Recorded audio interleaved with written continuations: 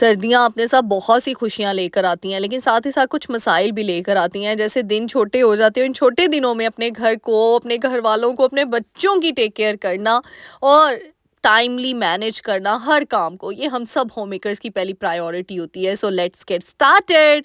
अस्सलाम वालेकुम everyone, welcome to home maker Palwasha. Hope you are doing good. अल्हम्दुलिल्लाह, I am also good. जी हाँ, आज मैं आपके साथ अपनी सर्दियों की रूटीन शेयर करूंगी, क्योंकि दिन छोटे होने से सारे काम कैसे करने हैं, किन कामों को प्रायोरिटाइज करना है, तो बस किचन देखना है, घर देखना है, कमरे देखने हैं, सबकी क्लीनिंग, मेंटेनेंस, ऑर्गेनाइजेशन, साथ में खाना पीना भी सर्दियों में चेंज हो जाता है। भाई फरमाइशें शुरू हो जाती हैं।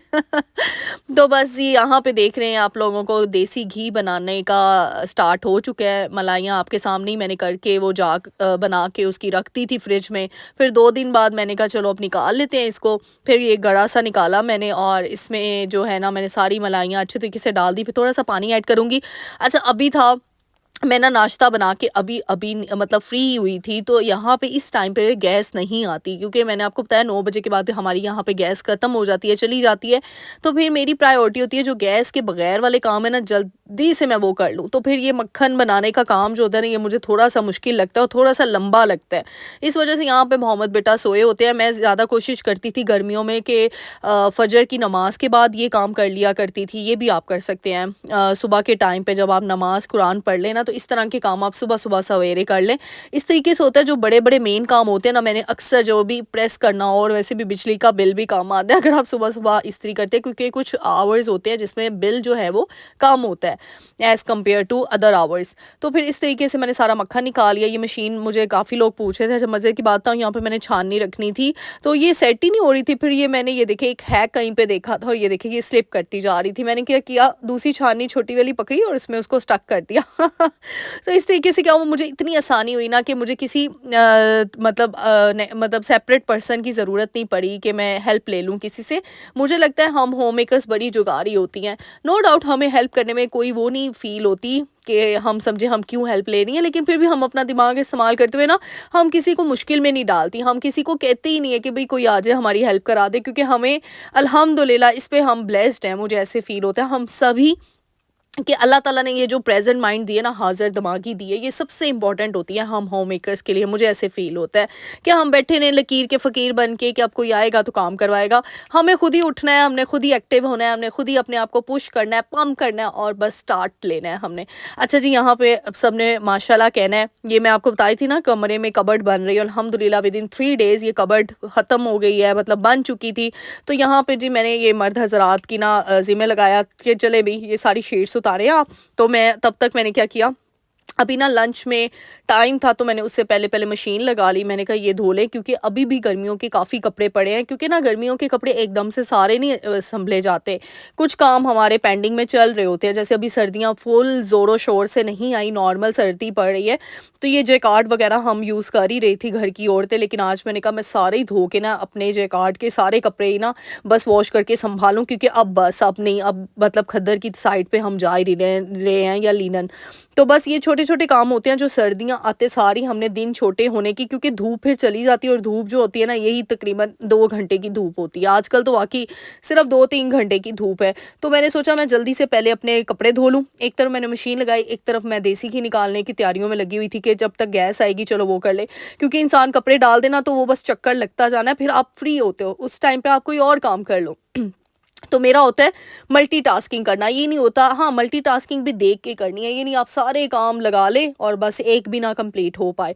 तो मुझे था धूप 2 घंटे रहनी है, फिर गैस ने 12 बजे तक आ जाना है, तो उससे पहले-पहले मैं अपने काम यूँ कर लूँ।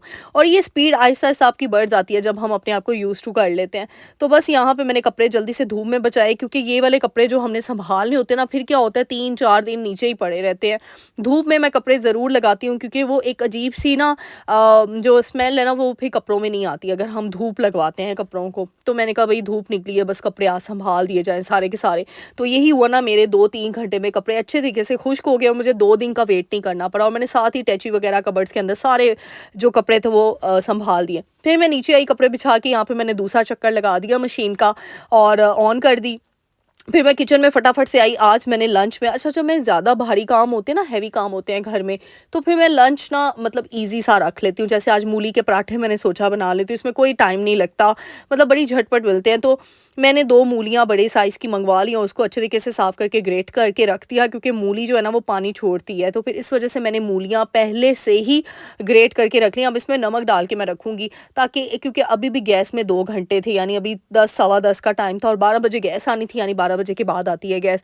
तो मुझे था कि मैंने 1 डेढ़ बजे मैं रोटियाँ बनाऊँगी, चलो तब तक मैं मूली को इस तरीके से ग्रेट करके रख देती हूँ। बहुत जल्दी कर लिया था, बट इट्स ओके, जितनी जल्दी आप कर सको। और देखिए पानी कितना निकल रहा है। अब इसको मैंने टिल्ट करके रख दिया, यानी मैंने ये नहीं कि मूली को निचोड़ने में इतना मैं टाइम वेस्ट करूँ। मैंने क्या किया, नीचे छुरी रख दी है, यानी एक तरफ से ऊँचाई कर दी है कि वो आहिस्ता-आहिस्ता से पानी सारा स्क्वीज़ होके एक तरफ आता जाएगा और फिर मैं पानी गिराती जाऊँगी, वो और बढ़ता जाएगा। फिर उसके बाद जी मैं रूम में आ गई। ये देखिए जी कबर्ड और ये मेरे रूम में मैंने कबर्ड जो है वो बनवा ली है माशाल्लाह से। ये सारा बताऊँगी कितनी कॉस्ट पड़ी है, कैसी। अच्छा ये मैंने इस तरीके से बनवाई है। किसी ने अगर बनवानी हो ना तो यहाँ से उसको आइडिया मिल सकता है। मैंने कहा आपके साथ शेयर कर लूँ। ब कम बहुत कम जगह थी। मैंने आपको बताया हमारे स्टोर रूम्स हैं ऊपर। तो अब क्या है, ऊपर का पोर्शन अब नई दुल्हन को मिलने वाला है, तो फिर नीचे वाला पोर्शन अब मेरा हो गया है। तो फिर अब इस रूम को हम मैंने ऊपर से अपनी सारी चीज़ें नीचे ले आई थी, यानी ऊपर का स्टोर रूम खाली करना पड़ा मुझे, तो मैंने नीचे कबर्ड बनवा ली। अब यहाँ पे देखिए कबर्ड मैंने इस तरीके से बनवाई है क्योंकि मैं अपने कपड़े हैंग करके रखती हूँ। मैंने आपको बहुत दफ़ा बताया है, मेरे मोहम्मद के हम मतलब मेरा होता है हमारे घर में सबके यानी सबके हैंग्ड होते हैं। फिर मैंने एक ड्रॉ रखवाया नीचे, मैंने यूँ जूतियों के लिए ये 2 रैक्स बनवाए। और ये देखिए इस तरीके से मैंने हैंगिंग वाला जो कॉर्नर था ना वो सबसे बड़ा है, क्योंकि आपको पता है हस्बैंड वाइफ के कपड़े, बच्चों के कपड़े, फिर अगर आपने ये कॉर्नर हमेशा बड़ा ही होना चाहिए ताकि सेट हो जाए। फिर यहाँ पे मोहम्मद के मैंने ये कॉर्नर्स बनवाए और एक कॉर्नर पे मैंने ये देखें हैंगिंग ये लगवा दिया सेपरेट होके, क्योंकि यहाँ पे मोहम्मद के कपड़े हैंग करूँगी और ये ड्रॉ, यानी मोहम्मद की जितनी भी प्रेस्क्रिप्शंस वगैरह होंगी ना मोहम्मद बेटा की, वो सारी स्ट्रॉ में, और नीचे शूज़ वगैरह मैंने रख देने हैं। तो इस तरीके से बड़े-बड़े से ये 3 ब्लॉक्स बनाए। वैसे मैं इनको छोटा भी कर सकती थी, लेकिन इसमें मैंने ऑर्गेनाइज़र सेट करने हैं इंशाल्लाह, कबर्ड ऑर्गेनाइज़ेशन की। अभी फ़िलहाल टाइम नहीं था, मुझे ऐसी सारी चीज़ें बीच में बस लगानी पड़ी। इसको बिल्कुल वेल सेटल्ड मैं रखूँगी और करूँगी इसको आपके सामने, और आपके लिए वीडियो बनानी थी, इसीलिए बस मैंने इसमें चीज़ें सारी ऐड कर दी।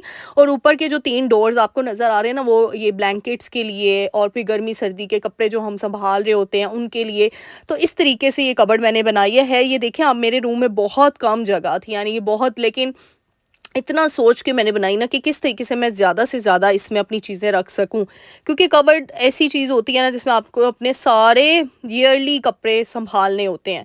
तो इस तरीके से ये शेप हुई है। मुझे बताइएगा डिज़ाइन कैसा लगा, कलर स्कीम कैसे लगी। बहुत सोच के मैंने बनाया कि, और मैं अब कलर जो रूम की है ना सेटिंग भी चेंज करने वाली, वो भी आप लोगों के साथ शेयर करूँगी कि रूम की सेटिंग मैं किस तरीके से कर रही हूँ। बेड पोजीशन चेंज की है, फिर ड्रेसिंग टेबल निकाल के साइड पे किया है। मैंने कहा चलो आपके लिए छोटी सी वीडियो बना दूँ। इंशाल्लाह कबर्ड ऑर्गेनाइजेशन की वीडियो बहुत जल्द आएगी। बस आपकी आप ही को थोड़ा सा टाइम मिल जाए, आप लोग देख लें घर पे कितना काम चल रहा है। मेरे कमरे के अंदर काम चल रहा था, लेकिन आपकी आप ही ने आपको पता नहीं लगने दिया, और आपकी आप ही व्लॉग डालती रही, बस जैसे तैसे करके होता रहा। क्योंकि मुझे होता है जो मेरी बहनें ना वो मुझे बहुत ज़्यादा प्यार करती हैं और मुझसे बहुत मतलब बहुत दुआएं देती हैं। तो मैं क्यों मेहनत छोड़ूं, मैं क्यों वो रास्ता छोड़ूं जहाँ से मुझे दुआएँ इकट्ठी हो रही हैं, क्योंकि आज के ज़माने में कोई किसी को दुआ दे दे, ये बहुत बड़े, मैं कहती हूँ एज़ाज़ की बात है। और मैं कहती हूँ आप सबके दिल अल्लाह ताला ने बहुत बड़े बनाए हैं कि जो आप लोगों के दिल से दुआएँ निकलती हैं। अल्लाह ताला आपको ढेर सारी खुशियाँ दे, आमीन।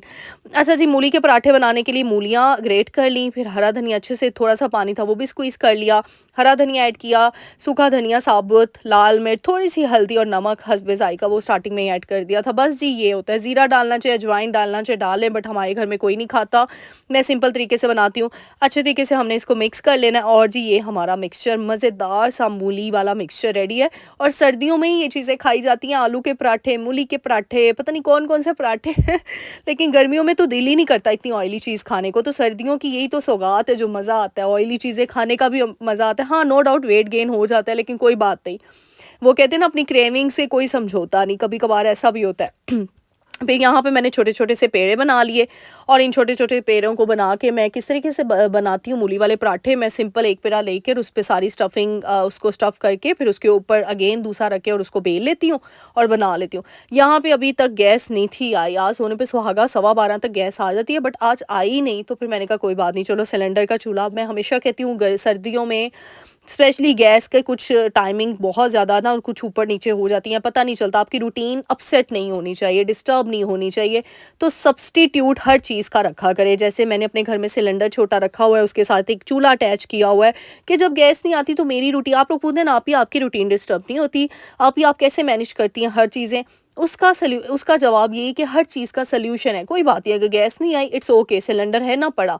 यानी एक माइंड सेट होता है, और सिलेंडर के ऊपर काम करना बहुत मुश्किल लगता है लोगों को, तो मुझे खुद लगता था। इस वजह से मैंने चूल्हा, सिंगल चूल्हा, ये आप देखें, ये तवा जिसके ऊपर रखा हुआ है ना, आगे जाके मैं आपको दिखाती हूँ, सिंगल चूल्हा है, उसके साथ पाइप अटैच है, सिलेंडर नीचे करके रखा हुआ है, दैट्स इट। सेफ भी होता है, ईजी भी है, कंफर्टेबल भी, और आपको ऐसे ही लगता है आप अपने चूल्हे के ऊपर ही कुकिंग कर रहे हो। आपको कहीं से किसी सेपरेट जगह पे बैठना नहीं पड़ता, झुकना नहीं पड़ता, यानी कोई भी वो नहीं होती, चीज़ें इधर से उधर ट्रांसफ़र नहीं करनी पड़ती।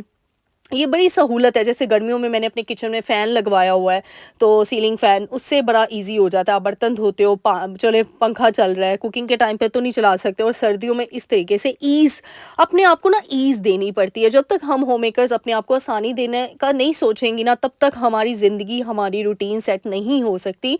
तब तक हम पैनिक ही होंगे, अपसेट ही होंगे। तो इस वजह से अपनी रूटीन को सेट करने के लिए बहुत ज़रूरी है अपनी रिलैक्सिंग चीज़ों को देखें, जो आपको ईज़ देती हैं चीज़ें, उनकी प्रिपरेशन करें। और ये देखिए जी, मज़ेदार सा बड़े साइज़ का बल्क वाला पराठा रेडी हो गया है। तो मैंने तकरीबन 3 पराठे बनाए थे, क्योंकि ये आधा-आधा ही सबने खाना था, क्योंकि हमारे घर में आज सिर्फ़ 4 लोग थे। तो इस वजह से ना मैंने टोटल मिक्सचर भी उतना ही बनाया, क्योंकि ये फ्रेश चीज़ें ही अच्छी लगती हैं, बाद में अच्छी चीज़ें लगती नहीं है। नहीं कि इतना ज़्यादा बल्क में बना के आप कैसे दोपहर को भी खा लेंगे, रात को भी खा लेंगे, टेस्ट वैसा रहता ही नहीं है। ये फ्रेश मिक्सचर बनाया, और इसमें कोई रॉकेट साइंस से इतना टाइम तो लगता नहीं। अब यहाँ पे देखिए, सुबह जल्दी उठने का क्या फ़ायदा हुआ, नाश्ता भी सबने टाइम पे खा लिया, और उसके बाद देसी घी भी हमारा बन गया। अब यहाँ पे मैं अभी भी मैंने जो वो मक्खन तैयार करके रखा था ना, मैंने उसको गैस में नहीं रखा, क्योंकि गैस अभी आई नहीं, तो मैं अभी वेट कर रही थी, क्योंकि खाना तो सबने खाना था, तो मैंने कहा उसको मैं सिलेंडर यूज़ कर लेती हूँ। वैसे फ़िज़ूल में सिलेंडर यूज़ करने का क्या फ़ायदा? तो मैं कही थी जल्दी उठने के ये फ़ायदे होते हैं। देखिए, वो देसी घी का काम भी हो गया, फिर हमारे कपड़े भी धुल गए, बिछ भी गए, और अब तक वो सूख भी गए होंगे ऊपर। तो बस वो मैं ऊपर उतारने जाऊँगी, लेकिन अभी नहीं, अभी मैंने कहा चलो सबको लंच करवा दूँ और ख़ुद भी खा लूँ मज़े से। और इसके साथ आता है मज़ा, मूली के पराठे और दही, इतना मज़े का कॉम्बो लगता है ना। साथ कुछ लोग अचार भी खाते हैं, लेकिन मुझे मीठी दही और साथ मूली के पराठे मज़ेदार से। अच्छा, लास्ट टाइम भी मैंने बनाए थे, पता नहीं कौन-सा पराठा बनाया था, मुझे अभी याद नहीं। आपने कहा आप ही टूटता नहीं है, फटता नहीं है। नहीं, अच्छे तरीके से ये देखें ना, आराम से हल्के हाथ से आपने बेला हो ना रोटी को, तो नहीं पकता, और आटा गूँदा सही तरीके से हो, तो फिर नहीं फटती रोटी। तो ये देखिए, अच्छे से स्टफिंग करेंगे हम इसकी मिक्सचर की, ताकि अच्छे तरीके से मुँह में आए। इतना मज़ा आता है ना, उफ़, मेरे मुँह में फिर आज पानी आ गया। ये कल बनाए थे मैंने। अच्छा जी, यहाँ पे थैंक यू सो मच आप सबके प्यार का, दुआओं का। और जो नए आए हैं चैनल में, वो भी जाके लाइक कर दिया करें, शेयर कर दिया करें, सब्सक्राइब किया करें, और अपनी दुआओं में याद रखा करें। और यहाँ पे बस एक ही चीज़ कहूँगी कि इतने प्यारे लोग किसी के नसीब में होना बहुत बड़ी ब्लेसिंग होती है। सो अल्हम्दुलिल्लाह, मैं आप लोगों को तो नहीं कहती हूँ, मैं हमेशा अपने आप को कहती हूँ कि मैं बहुत ब्लेस्ड हूँ कि मुझे आप सब मिले, मुझे इतनी खूबसूरत ऑडियंस मिली जो मुझसे इतना प्यार करती है। तो मतलब मेरी शेरनियों, मेरी बब्बर शेरनियों, थैंक यू सो मच। अच्छा जी, कुछ ने मुझे नाना अबू का डीएम किए हुए थे इंस्टा पे, बता दो नाना अबू अल्हम्दुलिल्लाह ठीक है, अबू जी बिल्कुल ठीक है, दुआओं में याद रखना, इंशाल्लाह जल्दी वो किसी वीडियो में आएंगे। बस मैं अपनी फैमिली को ना बड़ा पुश करती हूँ कई बार, लेकिन कोई आता ही नहीं मेरे अलावा, कोई फैमिली में आना ही नहीं चाहता। मोहम्मद बेटा शायद छोटे हैं, शायद वो भी बड़ा हो तो वो भी ना आना चाहिए, लेकिन अभी तो मैं उसको खींच के ले ही आती हूँ वीडियो में। लेकिन मेरी फैमिली में कोई आना ही नहीं चाहता, मैं ये खुद शॉक्ड हूँ, पता नहीं क्यों नहीं आना चाहते। तो अदरवाइज़ नाना अबू का मेरा बड़ा है कि मैं उनको किसी वीडियो में लेकर आऊँ, क्योंकि उनकी बातें वाक़ई, आप लोग कहते हो ना पलवशा आपी, आपकी बातें दिल छूती हैं। अगर मेरे नाना अबू का आपने लेक्चर सुन लिया ना किसी दिन, तो बस जी, आप लोगों ने कहना है बस पलवशा आपी तुसी पिछे होई हो, तो नाना अबू ਨੂੰ ਤੁਸੀਂ ਅੱਗੇ ਕਰ ਦਿਓ, दैट्स इट। ਇਹ ਚੈਨਲ ਤੁਸੀਂ ਨਾਨਾ ਅਬੂ ਦੇ ਚੈਨਲ ਦਾ ਬਣਾ ਲਓ ਨਾ, ताड़ी हुन ज़रूरत नहीं सानू। फिर आप सब ने यही कहना, अगर आपने एक दफ़ा मेरी मामा की और मेरे नाना अबू की बातें सुन ली ना, तो फिर तुसी कहना पलवशा भी हुन सानू ताड़ी कोई लोड़ नहीं, तुसी चुप करके साइड ते होइयो, काम करो, घरदारी संभालो, ते कर दो तुसी नाना अबू दा चैनल, ते कर दो तुसी अपनी मामा दा चैनल। और फिर शायद मुझे चैनल का नेम भी चेंज करना पड़े।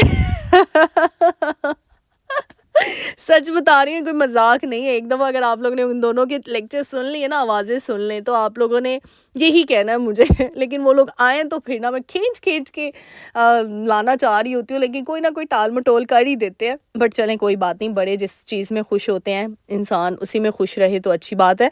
अच्छा जी, दूसरा पराठा वो देखें मैंने किस तरीके से बनाने की कोशिश की। मैंने कहा मुझसे नहीं 2 पेरे हो रहे। चलो, मैंने ये एक दफ़ा एक वीडियो में ये भी देखा था। मैंने एक ही पेरा बेला, उसमें मिक्सचर डाला और इस तरीके से पेड़े को ऊपर से पकड़ लिया।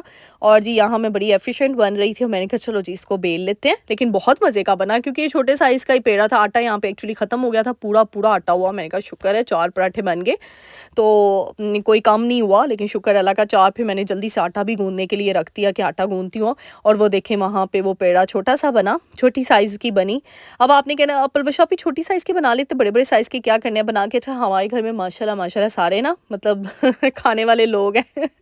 वैसे तो कुछ मैं जैसे आधा पराठा भी खा लेती हूँ, मेरे घर में मतलब लेडीज़ आधा भी खा लेती हैं, लेकिन मर्द हज़रात पूरा-पूरा ही खाते हैं, बल्कि पूरा से भी ज़्यादा खा सकते हैं अगर उनको अच्छा और लग गया है और पेट फुल नहीं हुआ। और ये देखिए छोटू-सा पराठा इतना मज़े का क्यूट सा बना। मैंने कहा चलो ये मोहम्मद को दूँगी, मैं थोड़ा-सा टेस्ट तो कराऊँ कि कैसा खाता है। अच्छा जी, ये देखिए फिर ऊपर गई थी मैं, और कपड़ों का एक चक्कर था, मैंने कहा वो भी बिछाऊँ। ये घर के हालात देखें, ऊपर का पोर्शन आप देखें, सारा अभी गंदा है। सारा काम हो रहा है, शादी के दिन इतने करीब आ रहे हैं और मतलब ये मज़दूर मिस्त्री हमें थोड़ा-सा तंग भी कर रहे हैं, छुट्टियाँ कर जाते हैं, जिसकी वज़ह से बहुत मुसीबत हो जाती है। और ये देखिए ये ग्रे वॉशरूम है, ये ऊपर की थीम ग्रे है और ये वॉशरूम है, क्योंकि आप लोग कहते हैं अब आप ही होम टूर दें। होम टूर कैसे दूँ जब तक कंप्लीट नहीं होगा, होम टूर कैसे दूँ? बस कंप्लीट तो होने दो। ये देखिए हर चीज़ हुई हुई है, बट क्या है, पेंट वग़ैरह में इतना टाइम वेस्ट हुआ है। फिर अब यहाँ पे कबर्ड बननी है रूम के अंदर, उसका है, उसका डिज़ाइन सोच के वो दिया है। ये लॉबी के हालात चेक करें, ये पेंट हुआ है यहाँ पे, वो ये थोड़ा ख़राब कर गए हैं वो लोग पेंट वाले, तो अब उनको दोबारा बुलाया, वो दोबारा करेंगे। और दूसरे रूम के हालात चेक करें, ये दूसरे रूम के वॉशरूम हैं, ये देखें। इस वॉशरूम का बेचारे का हाल देखिए, इतने प्यारे-प्यारे वॉशरूम्स हैं और हाल बेहाल हुआ हुआ है। बस क्या करें, जल्दी से ख़त्म हो काम। ये देखिए ये डोर के उस तरफ भी पूरा पोर्शन है, वो भी दिखाऊँगी किसी दिन आपको होम टूर पे।